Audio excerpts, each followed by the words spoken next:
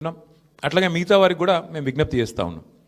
ప్రధాన ప్రతిపక్షంగా మా పాత్రను మీరు గమనించారు. ప్రధాన ప్రతిపక్షంగా మేము గెలవాలని కోరుకున్నాం, సహజంగా గెలుస్తామని ఆశించినాం. బట్ ఎలాంటి నిరాశ లేదు. మా పని మేము చేసుకుంటూ పోతూనే ఉంటాం.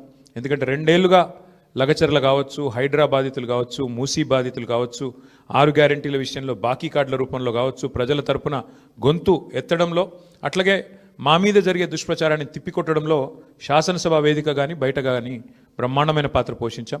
రేపటి రోజున కూడా అట్లాగే ముందుకు పోతాం. మరి మా కార్యకర్తలకు కూడా నేను చేసే విజ్ఞప్తి, సన్నద్ధమవుదాం.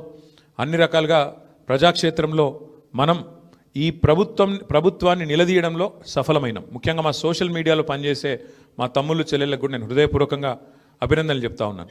సోషల్ మీడియాలో మీరు చేస్తున్న పని, మీకెవరికి నేనేమి పార్టీ తరపున జీతం ఇవ్వడం లేదు, మీకెవరికి నేను ఇచ్చేదేమీ లేదు. అయినప్పటికీ వాలంటరీగా పార్టీ మీద ఉన్న ప్రేమతో, నాయకుడు కేసీఆర్ గారి మీద ఉన్న అభిమానంతో మీరు చేస్తున్న కృషి, మీరు చేస్తున్న పని ఏదైతే ఉన్నదో మనస్ఫూర్తిగా నేను మీకు కూడా ధన్యవాదాలు తెలియజేస్తా ఉన్నా. అట్లాగే మా పార్టీ కార్యకర్తలకు, మరి మా గులాబీ కుటుంబ సభ్యులందరికీ నేను చేసే ప్రార్థన, దీంతో మనం నిరాశపడవలసిన అవసరం లేదు, బాధపడవలసిన అవసరం లేదు. తప్పకుండా ముందుకు పోదాం. అట్లా అనుకుంటే ఇవాళ జాతీయ స్థాయిలో కూడా మీరు చూసినట్టయితే మరి కాంగ్రెస్ పార్టీ బీహార్లో తన ఉనికిని కోల్పోయే పరిస్థితి ఉన్నది. కాబట్టి ఇవన్నీ సహజం, గెలుపులు ఓటములు సహజం. దీన్ని ఏదో పెద్ద సెట్ బ్యాక్ లాగా చూసుకోవాల్సిన అవసరం లేదు. తప్పకుండా మరింత బలంగా వద్దాం, ముందుకొద్దాం.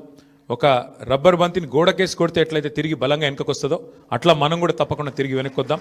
పెద్దలు కేసీఆర్ గారు తిరిగి రాష్ట్రానికి ముఖ్యమంత్రిగా మళ్ళీ బాధ్యతలు చేపట్టేదాకా ఎవరి శక్తి మేరకు వారు శక్తి వంచన లేకుండా కష్టపడదామని చెప్పి మా నాయకులు కార్యకర్తలకు మరొకసారి ధన్యవాదాలు తెలియజేస్తూ